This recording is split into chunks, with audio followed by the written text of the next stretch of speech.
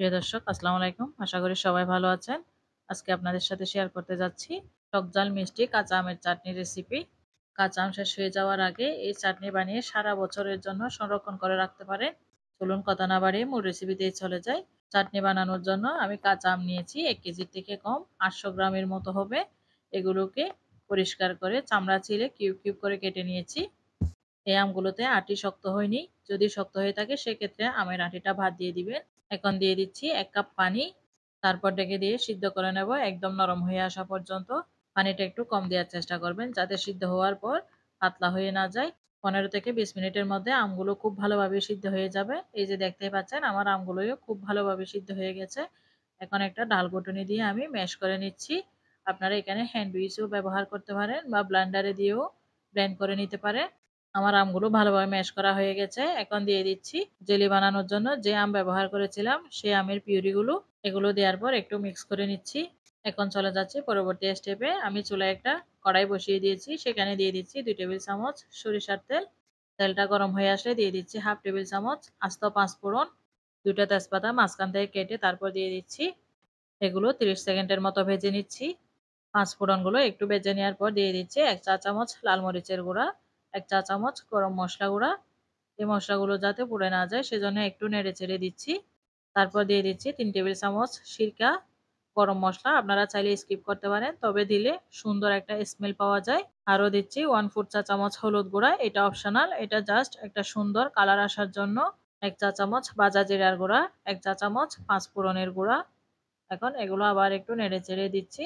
তারপর দিয়ে দিচ্ছি স্বাদ মতো লবণ, ১ চা চামচ বিট লবণ, ২ কাপ চিনি। বিট লবণ আপনাদের হাতের কাছে না থাকলে ভাত দিয়ে দিতে পারেন, তবে দিলে টেস্ট ভালো আসে। এখন সব মশলাগুলো নেড়ে-চেড়ে ১ মিনিটের মতো কষিয়ে নিচ্ছি। মসলা কষানো হয়ে গেলে এখানে এড করে দিচ্ছি আমের পিউরি। আমি যে পিউরিটা আগে করে রেখেছিলাম সেই পিউরিটা দিয়ে দিচ্ছি। আমের পিউরি এড করার পর খুব ভালোভাবে মসলার সাথে মিক্স করে দিচ্ছি। যেহেতু আচারে পানি আছে এই পর্যায়ে চুলার আঁচটা মিডিয়ামেই রাখবেন। পানি টেনে যাওয়ার সাথে সাথে আঁচটাও কমিয়ে দেবেন।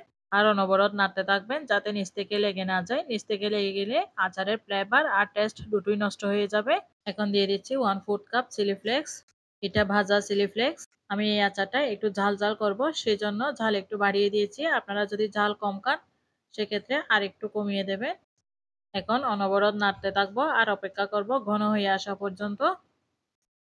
এই যে দেখতেই পাচ্ছেন আমার আচারটা অনেকটা ঘন হয়ে এসছে। এই পর্যায়ে আমি এখানে একটা ভাগাড় দিব। তার জন্য একটা ছোট্ট ফ্রাই প্যান নিয়েছি। তাতে ১ টেবিল চামচ সরিষার তেল, ১ টেবিল চামচ রসুন কুচি দিয়ে ভাগাড় তৈরি করে নিচ্ছি। যখন রসুনগুলো একটু ভাজা ভাজা হয়ে আসবে আর খুব সুন্দর স্মেল ছড়াবে সেই পর্যায়ে ভাগাড়টা চাটনিতে দিয়ে দেব। ততক্ষণে চাটনিটাও অনেকটা ঘন হয়ে এসছে। একদম শেষ পর্যায়ে ফ্লেভারের জন্য আবারও দিয়ে দিচ্ছি ১ চা চামচ পাঁচফোড়নের গুঁড়া। এগুলো এড করার পর খুব ভালোভাবে মিক্স করে নিচ্ছি।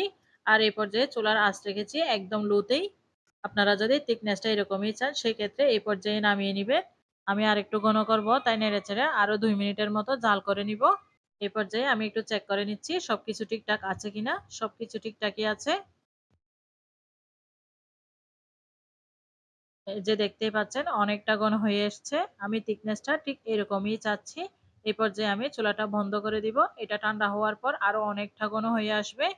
চাটনিটা হালকা ঠান্ডা হয়ে আসলে কাঁচের বয়ামে নিয়ে নিচ্ছি। এটা যখন পুরোপুরি ঠান্ডা হয়ে আসবে তখন অনেকটা ঘন হয়ে যাবে। সেক্ষেত্রে বয়ামে নিলে মাঝখানে পাকা থেকে যাওয়ার সম্ভাবনা থাকে। আর মাঝখানে পাকা থেকে গেলে নষ্ট হয়ে যাওয়ারও সম্ভাবনা থাকে। তাই হালকা গরম থাকতেই বয়ামে নিয়ে নিচ্ছি। বয়ামে নেওয়ার পর প্যানটা চালু করে দিয়ে খোলা অবস্থায় প্যানের নিচে রেখে দিবেন। পুরোপুরি ঠান্ডা হয়ে যাবে। পুরোপুরি ঠান্ডা হওয়ার পর চিবিটা ভালোভাবে বন্ধ করে নরমাল টেম্পারেচারে ২-৩ মাসের জন্য সংরক্ষণ করতে পারবেন। আর যদি ১ বছরের জন্য সংরক্ষণ করতে চান সেক্ষেত্রে ফ্রিজে রেখে দিবেন। এই চাটনিটা খেতে সত্যিই দারুণ হয়েছে। এই সহজ রেসিপিটা যদি আপনাদের ভালো লেগে থাকে তাহলে লাইক, কমেন্ট, শেয়ার করতে ভুলবেন না। আর এরকম নিত্য নতুন সহজ রেসিপি পাওয়ার জন্য আমার চ্যানেলটি সাবস্ক্রাইব করে রাখবেন। আর যারা পেজ থেকে দেখছেন তারা পেজ ফলো দিয়ে রাখবেন। আজকে এখানেই বিদায় নিচ্ছি। আল্লাহ হাফেজ।